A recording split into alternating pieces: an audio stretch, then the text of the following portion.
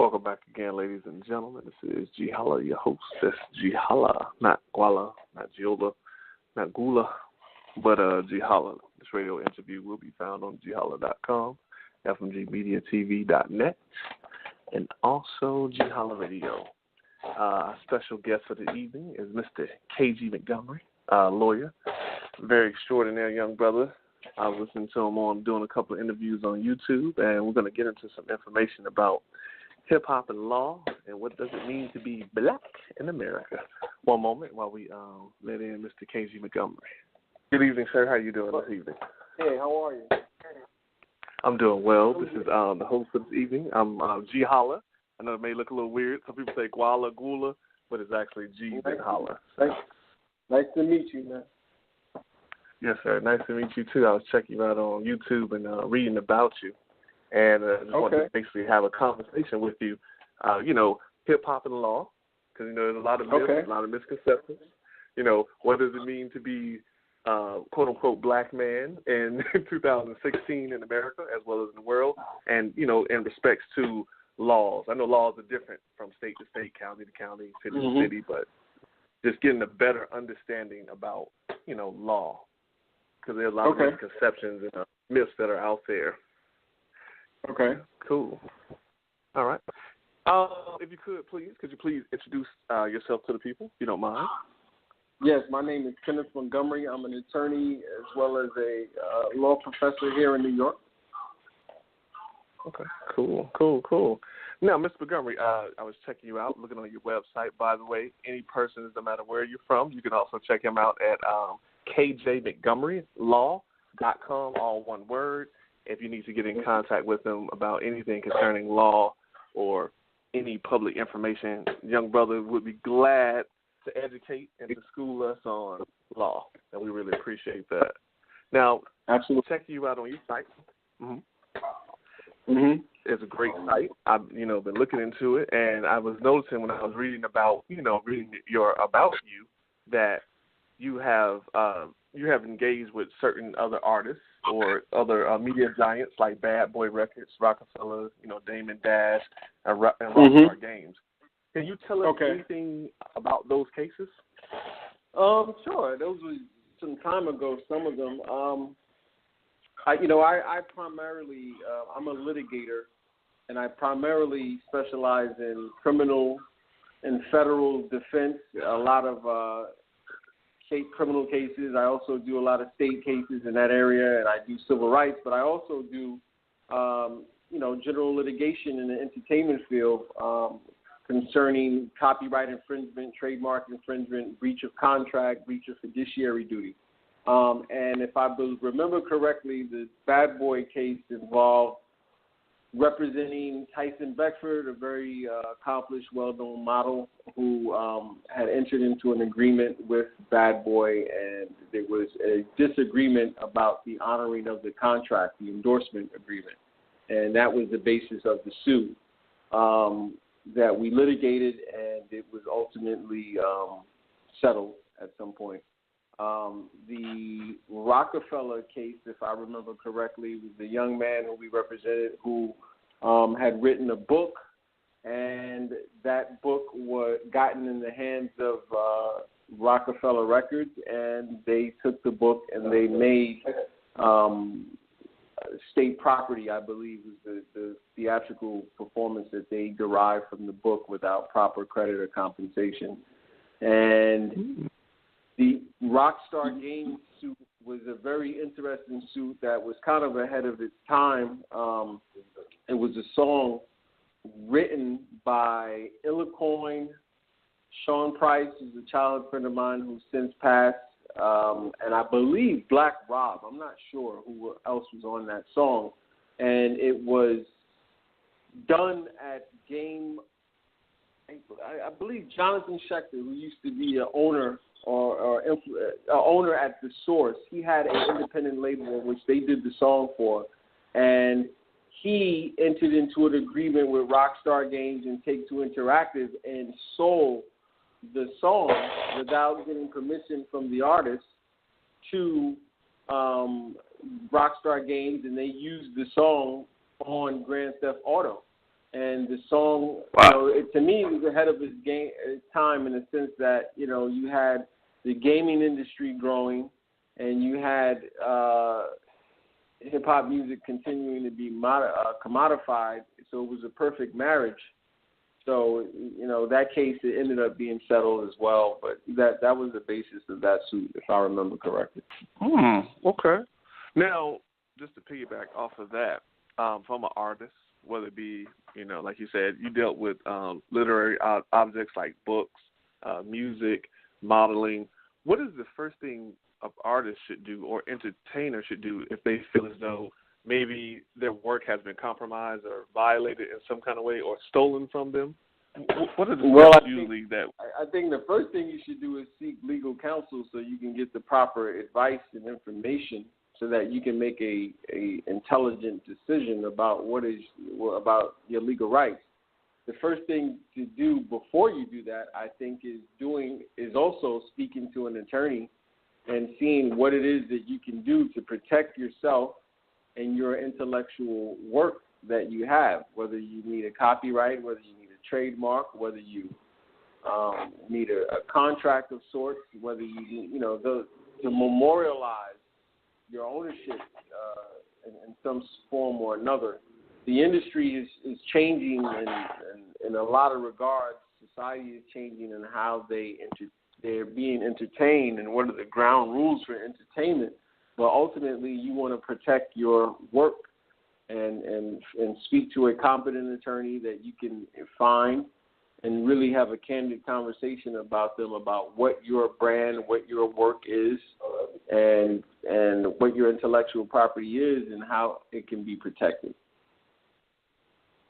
Okay. And also, I know a lot of it has to do with what your goals are. Everyone has different goals, No, you're absolutely right. I know they have the way. I often tell people don't do it this way. They call it the poor man's. The poor man. Yeah, that's something you can look up. The internet is so big now. Like you can actually go and find legal, legitimate documents that really follow the steps. Some of these things are costly, but if it's something that you're invested in, your time and your commitment in, those are some things that you have to prepare for to deal with the cost of preserving some of your rights. What's going on? Nah, nothing much. I was just chiming in on the interview. Oh well, let's see. I hear that you were representing. You represented many in the industry at some point or another, but I guess currently is Bobby Shmurda. I used to represent him, yes. You used to represent him? I don't know. No, you don't represent no more? Mm-mm. Well, okay. Who are you currently working with now in the industry? I know so much of the legal stuff. To be honest with you, my practice isn't so much about the industry. I've represented people like Mr. Motherfucking Esquire. I signed, negotiated his contract with Universal. I represented legendary independent artists and labels like Duck Down and a lot of their roster. My focus is really, I'm currently tomorrow picking a jury for a federal drug conspiracy homicide case. A couple of weeks ago, I've been on trial for a month for representing a young man charged with attempted murder, a young football star here in New York. I represent the family of Kamani Gray, who's shot and killed by police. That trial is coming up short as well. The entertainment stuff, I represent individual, but I represent some people out there in it. But that's not my main focus. This industry is changing. We represented. My partner represents Ro James now, who's getting a lot of buzz in the R&B world. We represent Audra the Rapper, who has a new reality series that's coming out. But the entertainment industry is changing.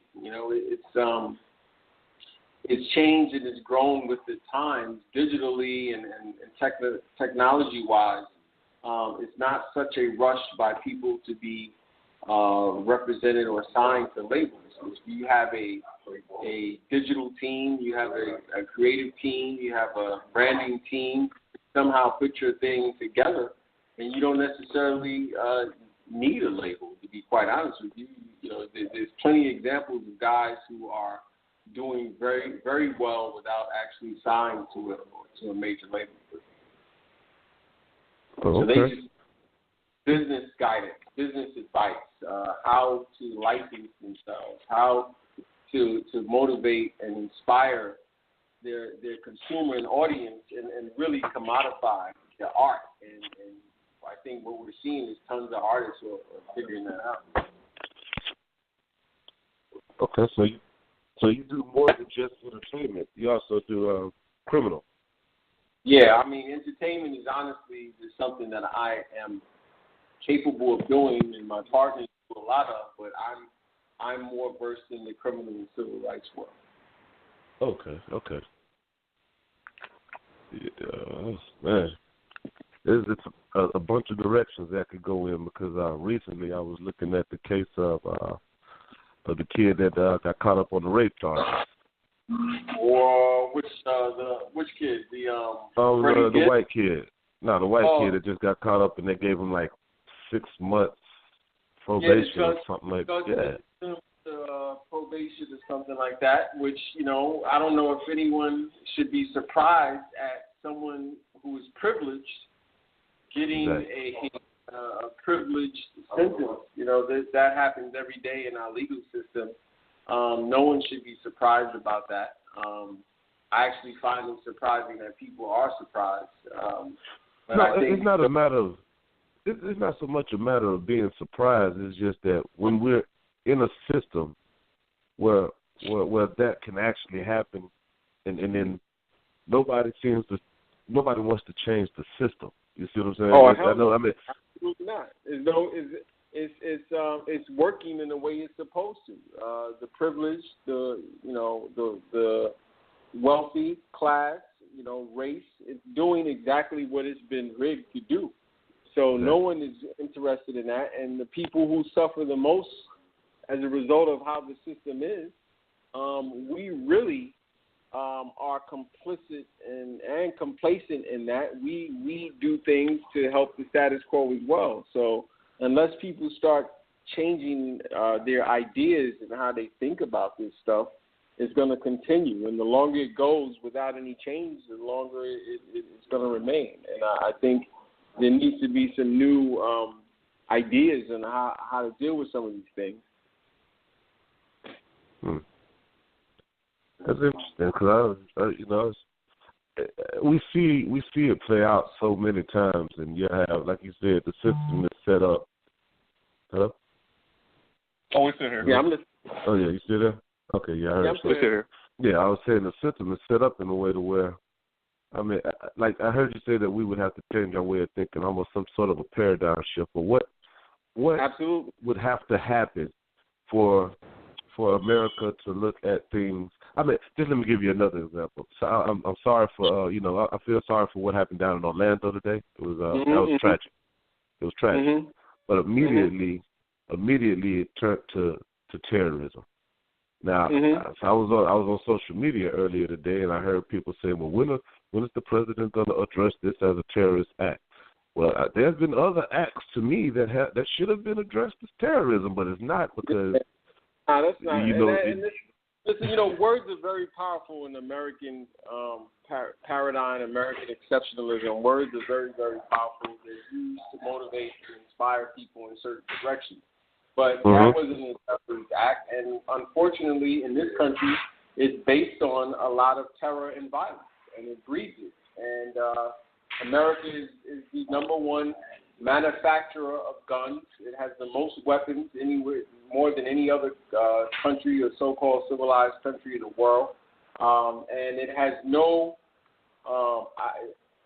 there's nothing in this system that encourages it to change it through the gun laws. These gun laws are going to remain the same. You've had white children murdered in mass shootings. You had white college students murdered in mass shootings. You had black people, religious people in church, gunned down in church, and now you have the gay community attacked and gun violence, and there's nothing that's going to change that because this system, the gun lobbyists are in bed with the politicians. There is huge amounts of money. The gun lobbyists hire lobbyists to write the laws, and there's a standstill. There's nothing's going to happen concerning that, and it's almost a birthright for many Americans to feel they need and require a gun, the right to bear arms, and they're doing it. And I don't think that's ever going to change. To be honest, with this country, it's a part of the violent, ultra violent American culture. Now, it's kind of I'm gonna kind of switch gears in kind of a wild direction just for a moment. But when I hear the propaganda and I hear them speak on, like I said, certain incidents are considered terrorists, and it has a picture to it, and it has, those words to it, and people identify with what's happening. And then there's this thing called the King Alfred plan. Okay. The King Alfred, you see what I'm saying? I can kind of see where the propaganda might be going in a direction to where, after a while, certain people, namely those of darker skin or a certain religion, are going to be deemed those terrorists or those people. Well, that's been the case from day one. I mean, that's if you study how slave militias were formed and how it relates in the correlative relationship with the right to bear arms in the Second Amendment, is quite clear what that is. Non-white people have always been a threat here, and in this age of thugs and terrorism and those are just dog whistles for people to look at a certain class or race of people as the problem.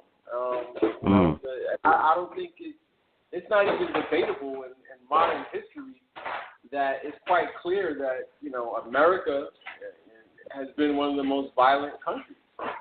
Waged the most wars and dropped bombs, nuclear bombs. There's no doubt about that. A lot of atrocities, and it's not just them alone. There are other European. Look what was done in South Africa. Look what was done by King Leopold concerning the Congo. Look what's been done in South America. Look what's been done, all over the globe in the name of civilization. There's been a lot of destruction, and even the terrorism thing is looked at in a very short-sighted manner because we don't look at from a totality of the circumstances and policies and why the world is in the space that it's in and what policies and what was being done in the 1930s, 40s, 50s, and 60s, and 70s, and 80s, and 90s concerning the Middle East and that part and region of the world and how America has been a lot more complicit in the environment and helped create a lot of these situations. So that the result of that is we don't do a good job in America, and black people in our community, we don't do a good job of gathering information and having a full disclosure and discourse about that information and taking some action about it. We just don't do a good job of that. And so it's really difficult and challenging to sometimes have real meaningful discussions and real meaningful action in our community. True.